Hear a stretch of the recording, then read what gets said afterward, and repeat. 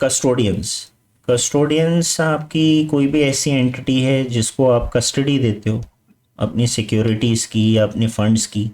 Custodians ऐसी entities हैं जिनको banks, financial institutions, insurance companies अपने फंड्स देते हैं, अपनी सिक्योरिटीज़ देते हैं ताकि वो उसको अपनी कस्टडी में रखें। क्योंकि वो जो कस्टोडियन होते हैं वो भी इंस्टीट्यूशन होते हैं जो इसी बिजनेस में कस्टडी रखने के। हो सकता है कोई बहुत बड़ा बैंक हो जो कस्टोडियन के बिजनेस में भी है, क्योंकि अल्टीमेटली घूम फिर के हैं तो सारे वही लोग। लेकिन जो इस बिजनेस में है वो कस्टोडियन कहलाएगा, जो लोगों से उनकी सिक्योरिटीज़ लेके और फंड्स लेके उनको अपनी कस्टडी में रखता है, उनको मेंटेन करता है, वो कस्टोडियन उसको हम बोलेंगे। तो बेसिकली ओके। कस्टोडियन के क्लाइंट्स जो हैं वो बहुत बड़े होते हैं, बैंक्स हो गए, इंश्योरेंस कंपनी हो गई, एफपीआई हो गए, ये सब। अब कस्टोडियन उनके बिहाफ पे उनको क्या सर्विसेज देता है? पहले तो वो क्लाइंट की जो सिक्योरिटीज़ है और उनका जो फंड अकाउंट है उसको मेंटेन करता है। फिर उस फंड अकाउंट पे जो भी बेनिफिट्स मिल रहे हैं उनको कलेक्ट करते हैं। मान लो शेयर्स रखवाए में शेयर्स पे डिविडेंड आ रहा है तो ये कस्टोडियन अपने क्लाइंट्स के बिहाफ पे वो डिविडेंड्स को कलेक्ट करेगा।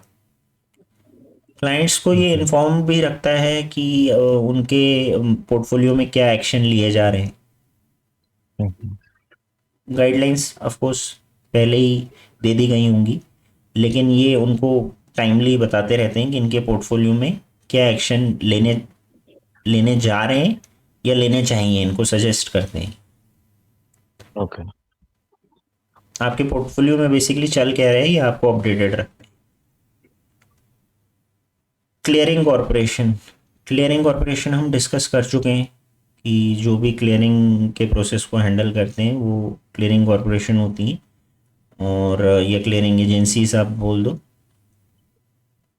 और बेसिकली ये करते क्या हैं, they ensure that members on the stock exchange meet their obligations to deliver funds और सिक्योरिटीज़। ये जो ट्रेडिंग मेंबर्स हैं, ये जो ब्रोकर्स हैं, ये अपनी ऑब्लिगेशन मीट करें, क्योंकि अल्टीमेटली ब्रोकर को ही आपसे फंड्स लेके देने हैं ना। अगर मान एग्जैक्टली, लो हाँ। आपने एक बाय ट्रांजेक्शन डाला था जिसके बदले आपको शेयर्स मिलने, तो इसका मतलब आपको पेमेंट करनी होगी उन शेयर्स की। और आपका ब्रोकर यानी कि ट्रेडिंग मेंबर जो है उसकी ऑब्लिगेशन है कि वो आपसे फंड्स कलेक्ट कर ले टाइमली, हम्म। और उसके बाद वो फंड्स को वो क्लियरिंग हाउस को दे दे। क्लियरिंग हाउस का अपना एक बैंक अकाउंट होता है, वहाँ पे वो फंड्स आ जाएं ताकि वो फिर फाइनल सेटलमेंट वाले दिन जिस इंसान को अल्टीमेटली वो पैसे ट्रांसफ़र होने हैं उसको वो पैसे मिल जाएं, जिसने आपको शेयर बेचे हैं उसको वो पैसे मिल जाएं। ठीक है, फिर हम डिस्कस करते हैं क्लियरिंग बैंक्स। अब क्लियरिंग बैंक्स के हैं, जो ये जो क्लियरिंग हाउसेज हैं इनका जिनमें अकाउंट होता है, क्योंकि अब क्लियरिंग हाउस के हाथ में तो जाके हम पैसा दे नहीं रहे, उनके किसी अकाउंट में ही पैसा दिया जाता है, तो वो क्लियरिंग बैंक अकाउंट होता है। Clearing banks act as an important intermediary between clearing members and clearing corporation. Every clearing member needs to maintain an account with the clearing bank. ये जो क्लियरिंग बैंक है ये इसी बिजनेस में है ना। ये बैंक जो है इसी बिजनेस में है कि ये जितने भी क्लियरिंग रिलेटेड सेटलमेंट्स होते हैं उनके फंड्स ये अपने अकाउंट में रखते हैं। तो हर क्लियरिंग कॉरपोरेशन का एक क्लियरिंग बैंक में अकाउंट होगा जहाँ पे वो फंड्स रिसीव या फंड्स वहाँ से डिसबर्स करते होंगे। Merchant bankers, basically merchant banker ये बोल लो इनको या इन्वेस्टमेंट बैंकर्स बोल लो, ये सेम है। आपको पता है इन्वेस्टमेंट बैंकर्स क्या करते हैं? जब भी कोई आईपीओ आता है तो उसके पीछे कोई ना कोई मर्चेंट बैंकर होता है, और मर्चेंट बैंकर सारा जितना भी आईपीओ रिलेटेड काम है वो सारा मर्चेंट बैंकर या इन्वेस्टमेंट बैंकर्स हैंडल करते हैं। एक कंपनी जाती है बोलती है इनके पास कि हम मेरे को आईपीओ लाना है मार्केट में, तो उसके बाद वो कंपनी इनको जब अपनी रिक्वेस्ट दे देती है उसके बाद का जितना भी काम है ये मर्चेंट बैंकर खुद करते हैं। मतलब ऑफ कोर्स वो टाइम टाइम पे कंपनी के मैनेजमेंट से कुछ इन्फॉर्मेशन लेंगे, पर बाकी सारी चीज़ें ये खुद ही हैंडल करते हैं। तो जब आईपीओ ओके। आता है, कोई इशू आता है या बॉन्ड इशू आता है, इन सब के पीछे इन्वेस्टमेंट बैंकर्स होते हैं। ओके। अब ये क्या क्या सर्विसेज देते हैं? प्राइसिंग द इंस्ट्रूमेंट, इंस्ट्रूमेंट का प्राइस क्या होना चाहिए, manage the entire issue process, until the securities are issued and listed on the stock exchange. They engage and coordinate with other intermediaries such as registrars, brokers, bankers, underwriters, and credit rating agencies in managing the issue process. आपने देख लिया, company खुद तो नहीं ले आएगी अपना issue market में, कंपनी को किसी की हेल्प तो लेनी ही पड़ेगी, तो वो मर्चेंट बैंकर्स की हेल्प लेती है और वो उनके इस आईपीओ के प्रोसेस को फैसिलिटेट करती है। अंडरराइटर्स, जब भी कोई आईपीओ आता है या कोई इशू आता है, बॉन्ड इशू हो गया या शेयर्स का इशू हो गया, तो अक्सर होता क्या है, आजकल तो आप देखोगे तो सारे जितने भी इश्यूज हैं ओवर सब्सक्राइब हो रहे हैं, पर कई बार ऐसा होता है कि किसी कंपनी को ये लगता है कि हो सकता है जो इशू मैं मार्केट में लेके आ रही हूँ वो हो सकता है फुल्ली सब्सक्राइब ना हो, तो ऐसे केस में अंडरराइटर्स जो होते हैं वो गारंटी लेते हैं कि नहीं, हम अगर आपका कुछ भी इशू अनसब्सक्राइब्ड रह गया तो हम उसे ले लेंगे। ओके। वो अंडरराइट करते हैं इशू को। कोई डाउट है आपको? तो जिस प्राइस पे आईपीओ होता है उसी प्राइस पे अंडरराइटर परचेज करते हैं या फिर उन्हें कोई डिस्काउंट मिलता है?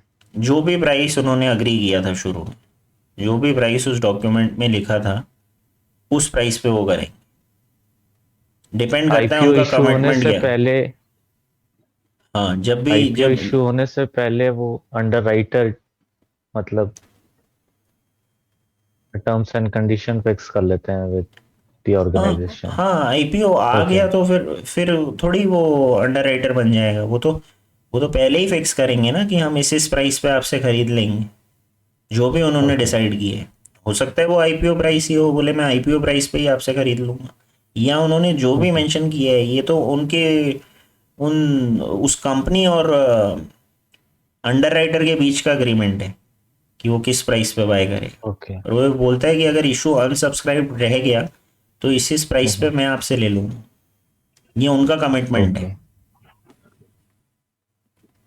तो इसमें ये भी मेंशन्ड है, हालांकि इसकी भी बहुत ज़्यादा डिटेल में जाने की ज़रूरत नहीं है कि एक आपका हार्ड कमिटमेंट होता है इसमें, हार्ड अंडर राइटिंग, एक सॉफ्ट अंडर राइटिंग होती है। जो हार्ड अंडर राइटिंग होती है वो पहले ही कमिटमेंट हो जाता है इनिशियल स्टेजेस में, आईपीओ के टाइम ही। और एक ओके। सॉफ्ट अंडर राइटिंग होती है जिसमें कुछ क्लॉजेज मेंशन होते हैं और उसमें अंडर राइटर के पास ऑप्शन होता है, ओके। अंडर राइटर के पास ऑप्शन होता है। और यहाँ पे जैसा डेफिनेशन है, soft underwriting is the commitment given once the pricing is determined. Pricing determine हो गई कि क्या होगा आईपीओ का प्राइस, और फिर वो कमिटमेंट देता है कि अच्छा, जो भी अभी आईपीओ का प्राइस है उस प्राइस पे मैं आपसे ले लूंगा। ये अब सॉफ्ट कमिटमेंट है, ओके।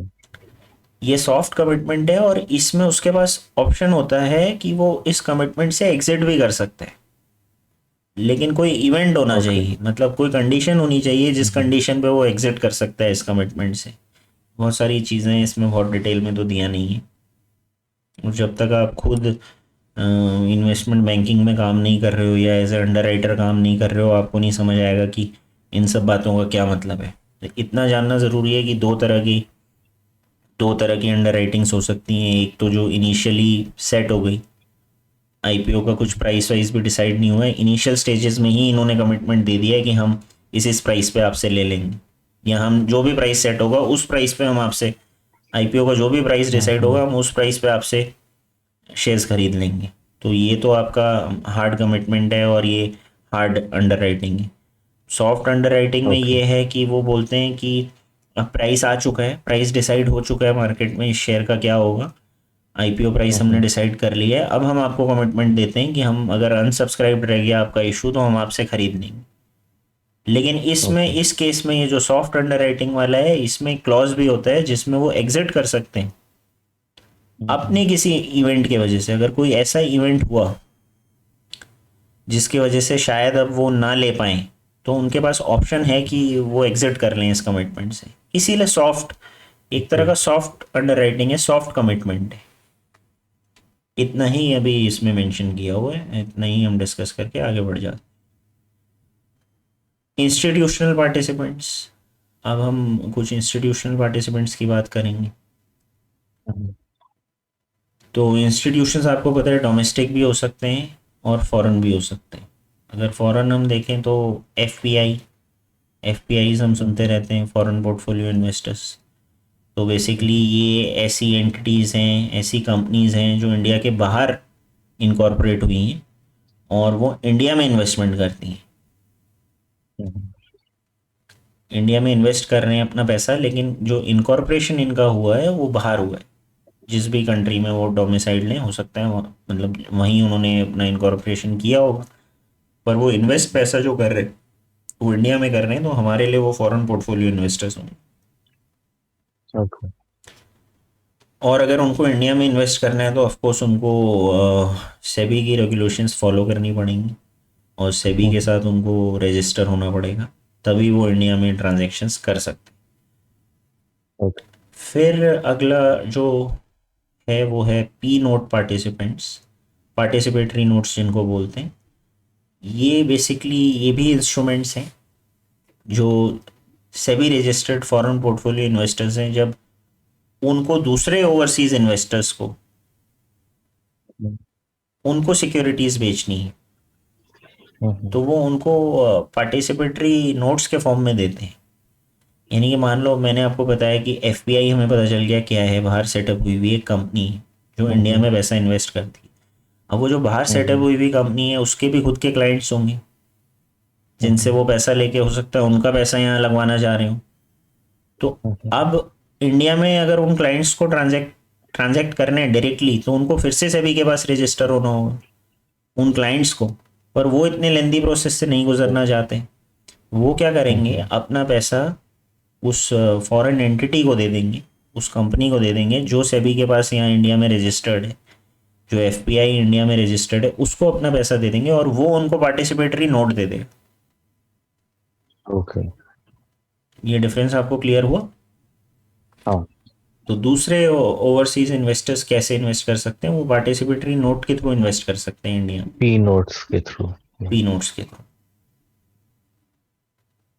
फिर है म्यूचुअल फंड्स, हमको पता ही है म्यूचुअल फंड्स, हम कई बार डिस्कस कर चुके हैं इस सीरीज में, ये हाँ। रेपिटेटिव है, इसको हम दोबारा डिस्कस नहीं करेंगे। बेसिकली ये पूल्ड इन्वेस्टमेंट व्हीकल होता है जिसमें सारे छोटे छोटे इन्वेस्टर्स पैसा पूल करते हैं, छोटे बड़े कोई भी पैसा पूल करते हैं, और हम्म, फिर एक एसेट मैनेजमेंट कंपनी होती है पैसे को कलेक्ट करती है, एक फंड मैनेजर को हायर करती है, फंड मैनेजर के नीचे एनालिस्ट लोगों की टीम होती है, और फिर वो उस पैसे को इन्वेस्ट करते हैं। और जो इन्वेस्टरों ओके। को अपने जो फंड्स उन्होंने दिए हैं उसके बदले जो सिक्योरिटी मिलती है वो यूनिट्स होते हैं, और डेली यूनिट्स की एनएवी कैलकुलेट होती है। ये हम ऑलमोस्ट सब डिस्कस कर चुके हैं। इंश्योरेंस कंपनी, हम सबको पता है इंश्योरेंस कंपनी जो हैं वो भी पैसा इन्वेस्ट करते हैं क्योंकि उनके पास बहुत सारे फंड्स होते हैं। वो सबसे प्रीमियम कलेक्ट करते हैं, पर हर इंसान क्लेम तो नहीं डालता। आपने खुद लाइफ में मोटर इंश्योरेंस लिया होगा, हेल्थ इंश्योरेंस लिया होगा, या कोई ना कोई इंश्योरेंस, ज़रूरी नहीं है हम्म, आपने लिया हो, पर ज़्यादातर लोग तो इंश्योरेंस लेते ही हैं, और हम्म, एटलीस्ट मोटर व्हीकल का तो लेते ही हैं। तो सारे लोग क्लेम तो डालते नहीं। हम्म, तो वो जो फंड सरप्लस में उनके पास इंश्योरेंस कंपनीज के पास पड़े रहते हैं, वो उस पर रिटर्न तो अर्न करेंगे। तो वो भी उनके पास बहुत बड़ा कॉर्पस होता है और वो भी इन्वेस्टमेंट करते हैं, वो भी पार्टिसिपेंट है, वो भी पार्टिसिपेंट है। अब वो प्राइमरी मार्केट में भी पार्टिसिपेट कर सकते हैं, सेकेंडरी में भी कर सकते हैं, हम्म, कहीं पे भी कर सकते हैं, क्योंकि हैं तो इंस्टीट्यूशंस। पेंशन फंड्स, ये जो आपका जो जो डिडक्शन आपका ये जो सैलरी में से होता है हमेशा, जो पैसा हम्म, आपके बिहाफ पे प्रोविडेंट फंड हो गए, pension fund, normal pension funds हो सकते हैं, ये सारे हम्म, फंड्स के पास भी बहुत सारा कॉर्पस होता है, क्योंकि इन्होंने बेसिकली आप आपसे भी कुछ पैसा ले रहे हैं और अपनी तरफ से भी कुछ कंट्रीब्यूट कर रहे हैं ताकि आपको बाद में पेंशन मिल सके। तो उस फंड को जो ये कलेक्ट कर रहे हैं आपसे, उसको कहीं इन्वेस्ट तो करना पड़ेगा। आज जो भी पैसा, जैसे एनआईटी में पैसा काटा जा रहा है आपकी सैलरी से, या एनआईटी जो कंट्रीब्यूट कर रहा है, ये सारा जो उनके पास फंड इकट्ठा हो रहा है कहीं ना कहीं तो इन्वेस्ट किया जा रहा है। तो जो भी पेंशन फंड होगा उसके पास बहुत बड़ा कॉर्पस होगा और वो भी पार्टिसिपेंट होगा प्राइमरी और सेकेंडरी मार्केट दोनों का। ओके। यूजुअली तो ये सेकेंडरी मार्केट में ही कर लेंगे, क्योंकि अब फंड इनके पास हैं, तो ये सेकेंडरी मार्केट से जाके डायरेक्टली ट्रांजेक्शन्स कर सकते हैं, शेयर्स खरीद सकते हैं, उस पैसे को इन्वेस्ट कर सकते हैं। यहाँ पे क्योंकि इनको हमने ये जो कैटेगरी में हमने इनको डाला है, इंस्टीट्यूशनल पार्टिसिपेंट्स की डाली है। अब इंस्टीट्यूशनल पार्टिसिपेंट्स चाहे वो आपके प्राइमरी मार्केट के पार्टिसिपेंट्स हों या सेकेंडरी मार्केट के हों, अगर आपके पास पैसा पड़ा है तो आप किसी भी मार्केट में ट्रांजैक्शन कर सकते हो ना। आपको किसी ने ये तो नहीं बोला कि सर आप सिर्फ सेकेंडरी मार्केट में ट्रेडिंग कर सकते हो, आईपीओ में अप्लाई नहीं कर सकते। आपकी मर्जी, आप अपने पैसे से क्या करना चाहते हैं। ये भी हो गया। फिर है वेंचर कैपिटल फंड्स। आपको पता है ये जो यंग कंपनीज होती हैं, जो इनिशियल स्टेज में होती हैं, उनमें इन्वेस्ट करते हैं। तो लोग यहाँ पे भी अपने पैसे को, बड़े इन्वेस्टर्स हैं या एच एन आईज हैं, वो अपने पैसे को वीसी फंड्स को दे देते हैं। तो यहाँ वीसी फंड मैनेजर जो भी होता है, वो उस पैसे को फिर ऐसी कंपनीज में लगाता है जिनका बहुत ग्रोथ पोटेंशियल बहुत अच्छा है, पर वो अभी रिस्की स्टेज में है, क्योंकि अभी कंपनी स्टार्ट ही हुई है। और उनको उम्मीद है कि कंपनी बहुत ज़्यादा आगे भविष्य में सक्सेसफुल हो सकती है, और अगर ये सरवाइव कर गई तो बहुत अच्छी रिटर्न उनको मिलेगी। तो ऐसे रिस्की इन्वेस्टमेंट्स में ये लोग वीसी फंड्स अपना पैसा लगा। ओके। फिर है पीई फर्म्स। पीई फर्म्स आपकी प्राइवेट इक्विटी फर्म्स हैं, ये भी फंड्स कलेक्ट करती हैं लोगों से, और हो सकता है इनके खुद के फंड्स हों या इनके कुछ क्लाइंट्स हों, ओके। उनके फंड्स इनके पास हों, तो इनका भी प्राइवेट इक्विटी फंड भी हो सकता है, ओके। और इनका खुद का पैसा भी हो सकता है। तो ये क्या करते हैं, ये भी आपकी अर्ली स्टेजेस वाली जो कंपनी है, जिन जो अभी ग्रोथ की अर्ली स्टेजेस में है, उनमें पैसा इन्वेस्ट करते हैं। या कोई कंपनी, ये इसलिए डिफरेंट है वीसी फंड से, क्योंकि वीसी मैंने आपको बताया वो सिर्फ अर्ली स्टेजेस में करते हैं, पर ये जो पी फंड्स होते हैं, प्राइवेट इक्विटी फंड्स होते हैं, अर्ली में तो करते ही हैं, लेकिन ये आपको अगर किसी कंपनी को एक्सपेंशन की ज़रूरत है और एक्सपेंशन के लिए उनको फंड्स चाहिए, तो ये वहाँ पे भी उनको असिस्ट करते हैं। प्लस ये बाय आउट भी करते हैं। बाय आउट क्या होता है कि कोई कंपनी पब्लिक है, उसको ये डीलिस्ट कर देंगे, उसको प्राइवेट कर देंगे। ओके। ये क्या करेंगे, सारे शेयर्स जो पब्लिक में के पास हैं वो पब्लिक से खरीद लेंगे और पब्लिक को पैसा दे देंगे, और ऐसे कंपनी प्राइवेट हो जाएगी। फिर उस प्राइवेट कंपनी की ये रीस्ट्रक्चरिंग वगैरह करेंगे, और रीस्ट्रक्चरिंग करने के बाद उसको ज़्यादा वैल्यूएबल बना के दोबारा पब्लिक कर देंगे, या फिर उसको प्राइवेट करके उसको लिक्विडेट कर देंगे, उसके एसेट्स वगैरह बेच देंगे, कुछ भी कर सकते हैं बेसिकली। कंपनी इनकी हो गई ना, आपसे खरीद ली, पब्लिक से खरीद ली, उसके बाद ही कुछ भी करें उससे। तो ये डिफरेंस है कि वीसी खाली इनिशियल स्टेजेस जो में जो कंपनी है उनमें इन्वेस्ट करते हैं, और पीई और भी प्राइवेट इक्विटी फंड बड़ा होता है काफ़ी, वीसी फंड से भी बड़ा होता है। फिर हेज फंड्स, जैसा कि मैंने आपको बताया कि ये भी म्यूचुअल फंड की तरह ही हैं, पर ये रिच लोगों के म्यूचुअल फंड्स आप इनको बोल सकते हो, एच एन आईज का म्यूचुअल फंड आप इनको बोल सकते हो। थोड़ा सा इसका सिस्टम अलग होता है, क्योंकि इसमें जो फंड मैनेजर होता है वो इंसेंटिव भी चार्ज करता है। वो खाली एसेट मैनेजमेंट फीस नहीं लेते, वो जो रिटर्न आपको दिलवाता है उसमें वो इंसेंटिव भी लेते हैं। और आपको पता है कि जो हेज फंड्स होते हैं ये बहुत अलग अलग तरह की स्ट्रेटजीज फॉलो करते हैं। जैसे म्यूचुअल फंड तो यूजुअली शॉर्ट सेलिंग नहीं कर सकता, लेकिन हेज फंड शॉर्ट सेलिंग भी कर सकते हैं, डेरिवेटिव्स में भी ट्रेड कर सकते हैं, लेवरेज भी ले सकते हैं, और कई टाइप की स्ट्रेटजीज जो हैं वो ये फॉलो कर सकते हैं। और यहाँ पे एक बात लिखी हुई है कि हम अक्सर हेज से हम सोचते हैं, हेज फंड इसका नाम है तो ये हेजिंग करते होंगे। और हेजिंग आप समझते हो हेजिंग क्या होती है, हेजिंग का मतलब अपनी पोजीशन को प्रोटेक्ट करना। तो लेकिन यहाँ पे ये जो हेज वर्ड है, ये हेज फंड जो नाम है वो मिसनोमर है, क्योंकि यहाँ पे ये लोग ज़रूरी नहीं है कि ये हेज कर रहे हैं। अगर मैं हेज फंड बोल रहा हूँ इसका मतलब ये नहीं है कि ये पोजीशंस को हेज करके चल रहे हैं, हो भी सकता है ओके। हेज कर रहे हो, पर इस नाम से इनका कोई लेना देना नहीं है। ऐसा नहीं है कि हर हेज फंड अपनी पोजीशन हेज करके चल रहा है। हम्म, तो ये एक मिस नोमर है। और हेज फंड्स बेसिकली वही होते हैं जो मैंने आपको बताया कि ये अलग अलग स्ट्रैटेजीज फॉलो करते हैं, डेरिवेटिव्स में भी डील करते हैं, और ये बेसिकली कॉम्प्लिकेटेड म्यूचुअल फंड्स हैं।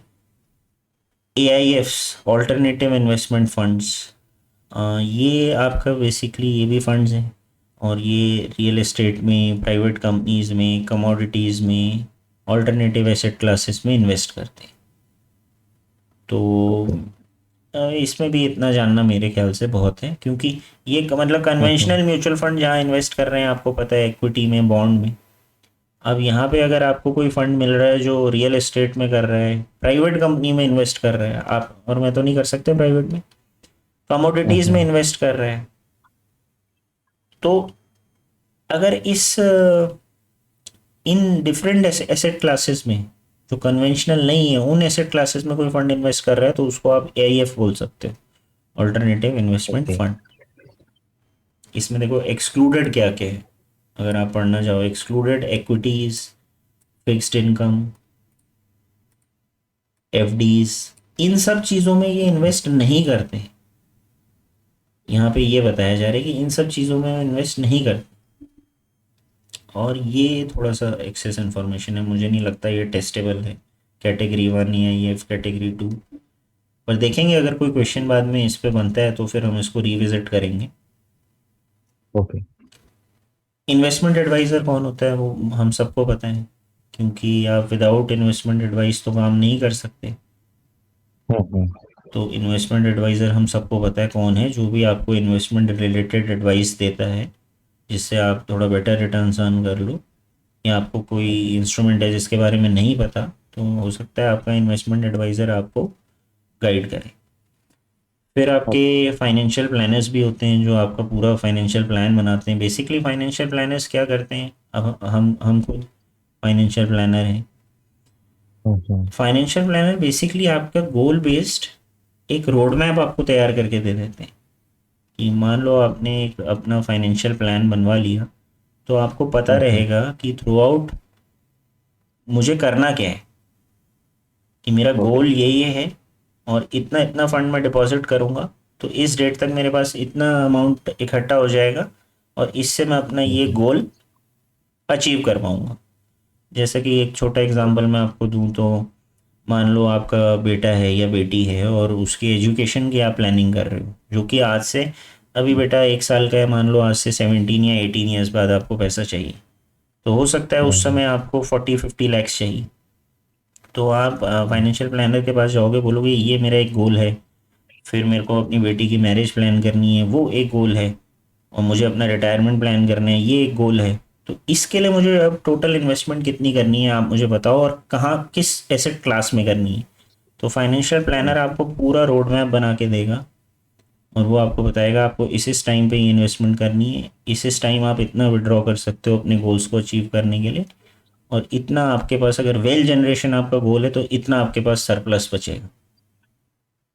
तो ओके। ये रोड मैप जो तैयार करके देता है वो एक फाइनेंशियल प्लानर होता है।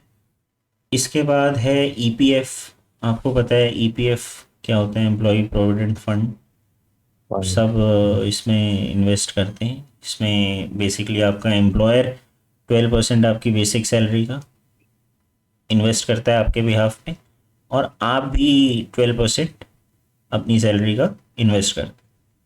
तो एम्प्लॉयर एम्प्लॉय दोनों इन्वेस्ट कर रहे हैं। अब ये जो EPFO है, जो ऑर्गेनाइजेशन है जो इस फंड को मैनेज करती है, आपका एम्प्लॉयर तो नहीं कर रहा, वो तो फंड को EPFO को दे रहा है ना, एम्प्लॉय हम्म, प्रोविडेंट फंड ऑर्गेनाइजेशन को दे रहा है, वही इन फंड्स को मैनेज करती है। और इस पे आपको पता है आपको एक pre determined rate of interest मिलता है, एक फिक्स्ड रेट ऑफ इंटरेस्ट मिलता है। और ये हम्म, लोग जो पैसे को इन्वेस्ट करते हैं EPFO के पास जो भी फंड है, वो उसको डेट इंस्ट्रूमेंट्स में इन्वेस्ट करते हैं, और थोड़ा बहुत पैसा वो इक्विटी इंस्ट्रूमेंट में भी इन्वेस्ट करते हैं। पर पॉइंट जो यहाँ ओके। पे नोट करने वाला है वो ये है कि आपकी कोई से नहीं होती, आपकी हम्म, कोई से नहीं होती कि फंड्स कहाँ डिप्लॉय होने चाहिए। जो भी EPFO को हम्म, ठीक लगता है वो वहाँ पे इन्वेस्ट कर देते हैं। आपने कभी बोला है मेरे PF का पैसा कहाँ इन्वेस्ट होना चाहिए? नहीं नहीं। बोला ना। बस आप तो वो पैसा अपनी सैलरी में से डिडक्ट करवा देते हो, उसके बाद आपको हाँ। नहीं पता उस पैसे का होता क्या है, पर आपको हर साल उस पर एक फिक्स्ड इंटरेस्ट तो मिल रहा है। ये ईपीएफ है, एम्प्लॉय प्रोविडेंट फंड। फिर है एक नेशनल पेंशन स्कीम, आपको पता है ये भी इक्विटी में लगाते हैं। नेशनल पेंशन स्कीम में अगर आप पैसा देते हो, ये आप पीएफ के अलावा दे सकते हो, और इसमें आपको ओके। टैक्स में भी डिडक्शन मिल जाता है। टैक्स में भी आपको डिडक्शन मिल जाता है extra, over and above 80C। तो 80C में जो भी आपको डिडक्शन मिलता है उसके ऊपर इसमें भी मिल जाता है। पर पॉइंट अभी यहाँ पे जो डिस्कस करने वाला है वो ये है कि एनपीएस में आप अगर फंड दे रहे हो, तो यहाँ पे ये चीज़ मेंशन नहीं है, पर एनपीएस जो है आपका बेसिकली कई तरह के इक्विटी स्कीम्स में इन्वेस्ट करते हैं, और अलग अलग एसेट ओके। मैनेजमेंट कंपनीज हैं जो इन्होंने हायर कर रखी हैं, और वो आपके पैसे को इन्वेस्ट करती हैं। और लेकिन आप उसमें सेलेक्ट कर सकते हो कि आपको कितना एक्सपोजर रखना है, और कौन सी ओके। एसेट मैनेजमेंट कंपनी से आपको अपने एसेट्स मैनेज करवाने हैं। तो ये जब आप एनपीएस में सब्सक्राइब करोगे, आईसीआईसी डायरेक्ट के पोर्टल से भी आप सब्सक्राइब कर सकते हो। वहाँ पे एनपीएस का ऑप्शन आपको दिखता है, तो आप जाके देख सकते हो उसमें क्या क्या ऑप्शन आपके पास अवेलेबल है। ये बढ़िया इसलिए रहता है क्योंकि इसमें आप एंड में जब आपका रिटायरमेंट का टाइम आ जाएगा, तो आप कई तरह के एन्युटी प्लान्स बनवा सकते हो। और दूसरा, एन्युटी प्लान्स मतलब आप समझते हो? एन्युटी मतलब बाद में आप अपने मंथली एक्सपेंसेस के अकॉर्डिंग अपने एक्यूमुलेटेड फंड में से पैसे को विड्रॉ कर सकते हो पर मंथ। ओके। मान लो आपको पर मंथ उस समय 50,000 की ज़रूरत है, तो आपका जो भी फंड है उसमें से 50,000 हर महीने आपको मिलता रहेगा, बाकी बचा हुआ पैसा आपका इन्वेस्टेड रहेगा। इसको एन्युटी ओके। बोलते हैं। तो एनपीएस भी मेरे ख्याल से आपको समझ आ गई। एनपीएस में एक और चीज़ है कि आप पैसे को इसमें जो भी रूल्स हैं उसके अकॉर्डिंग आप पैसे को पार्शियली विड्रॉ भी कर सकते हो। मान लो आपको कोई नीड है, तो उस समय आप उस पैसे को विड्रॉ कर सकते हो। वो क्राइटेरिया आपको पढ़ना पड़ेगा कि किस कंडीशन में पैसे विड्रॉ किए जा सकते